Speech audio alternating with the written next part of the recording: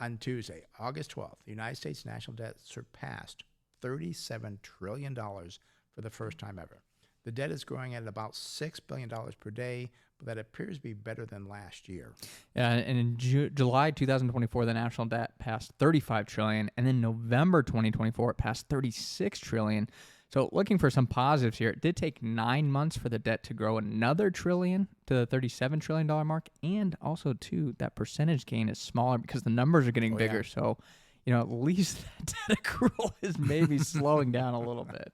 Yeah, like $6 billion a day, that's about a little over 4 months that it would hit the next level, based on my quick math there.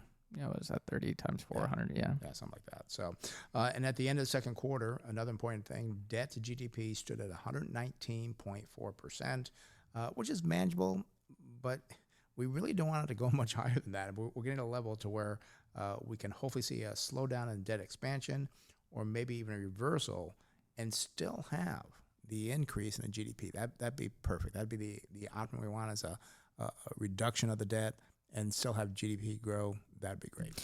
Yeah, and you get to this kind of spot. I mean, generally you want national debt. It's good. It's a good thing for people to invest in. You're not going to have a national debt at zero, but we've gotten, I think, so debt heavy from COVID that it might not hurt to again, maybe have a reduction in that debt as we move forward.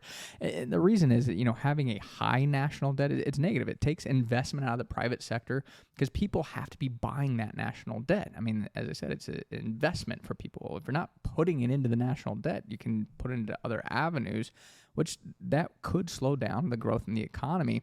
And also, a large national debt can cause interest rates to increase, as the need for more debt often means offering higher interest rates to attract buyers.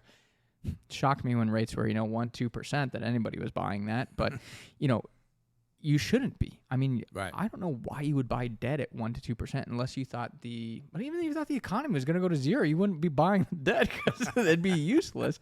It just made zero sense. So you need an attractive yield on it so people will buy it.